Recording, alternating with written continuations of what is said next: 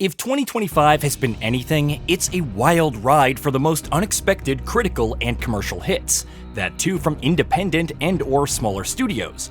The size and scale of the teams play second fiddle to the sheer overpowering nature of the ideas, between a turn-based RPG that gives names like Final Fantasy a run for its money, an open-world RPG that gives The Elder Scrolls some competition, a roguelite puzzler with secrets for days and whatever the heck Shujinko is.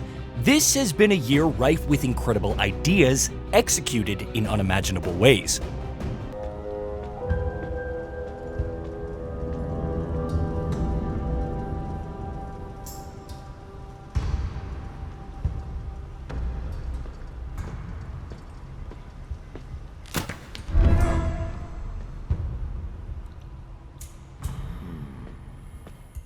This naturally brings us to End Games Eriksholm: The Stolen Dream. The premise from the outset already had me intrigued. An isometric perspective with gorgeous cinematics, an intriguing yet familiar looking setting, 1900 Scandinavia being the base, a focus on stealth mechanics, and a budget price of $39.99? Sign me up several times over. And while the actual execution does have a few things that could nag or at worst annoy, Eriksholm is a uniquely fantastical journey that keeps you hooked. Taking place in the titular city, the story revolves around Hanna and her brother Herman. The latter has mysteriously gone missing, and as worried as this makes Hanna, things become even more complicated when the police show up. Rather than going in for questioning, she decides that the best course of action is to flee and lead them on a wild goose chase across the city and its various boroughs.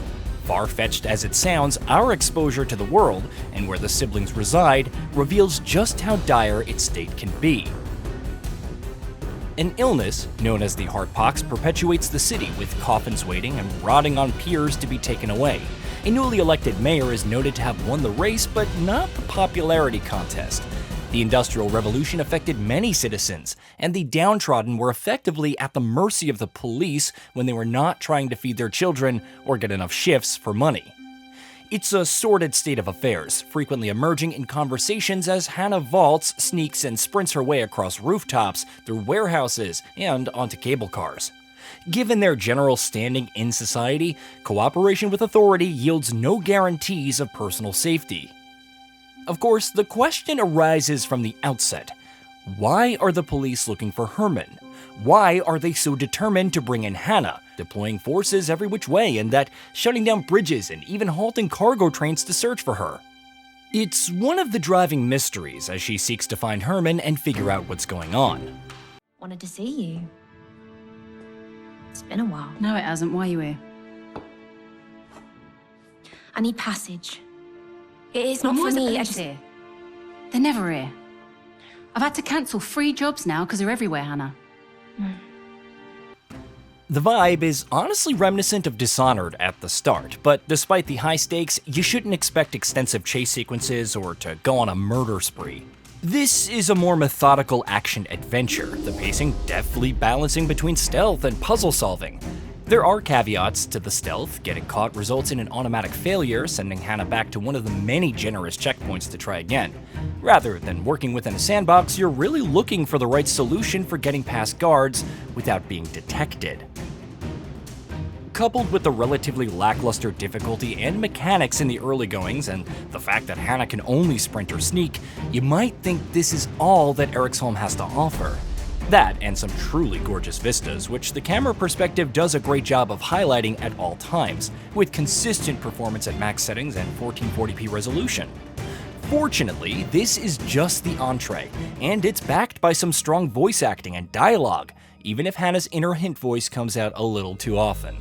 Soon enough, you engage in situations that require distracting guards, using moving cargo to sneak past and operating machinery to create enough noise to traverse some of the noisier surfaces.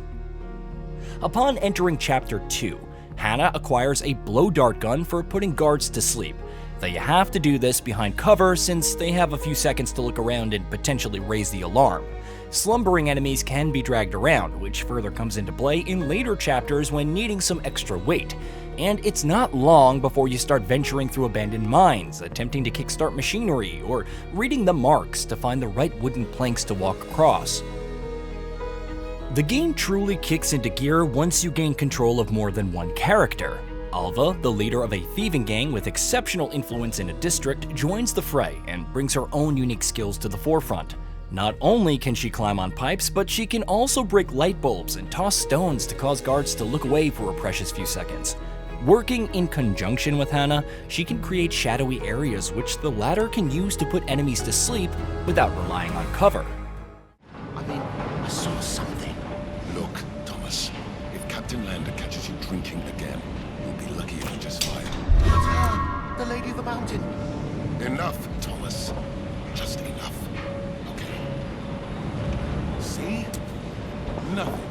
It's just the mind making its noises. Yeah, I guess. I was initially concerned about not being able to move both characters when the situation demanded it, but such instances are few and far between. These situations, combined with all of the environmental mechanics thus far, serve to highlight Eriksholm's brand of stealth puzzling.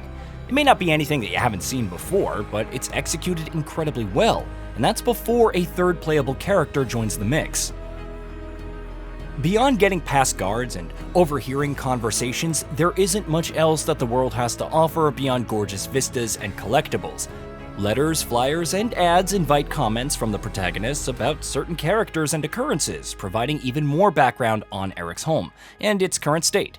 The main plot and characters, along with new environments and challenges, are really what's driving you forward. As such, that means limited interactivity and freedom in environments beyond your objectives. At least, all the characters are fairly well developed. Even the guards patrolling around have distinct personalities, whether it's superstition over the mythical Lady of the Mountain, trepidation over how far they'll go to capture one girl, or just hanging out being buds. Unfortunately, their AI doesn't aspire to much beyond Metal Gear Solid 1 level, "What was that noise?" You can toss rocks endlessly at a guard to distract him, and he'll never think to investigate their source. In the same vein, while they have a line of sight, it takes a few seconds before they truly register someone sneaking around and catch them. Gameplay-wise, it makes sense and can create some really tense moments, but story-wise, not immediately raising the alarm or even investigating further can really dampen some of the immersion. Eriksholm also places some emphasis on collecting notes for some puzzles. It doesn't happen often, but when it does, you need to cycle through your inventory to find the relevant note. An option to skip the most recent or immediately go to the end would have been preferable. While it won't give the best stealth titles any competition in the emergent gameplay department, Eriksholm: The Stolen Dream is still a great effort.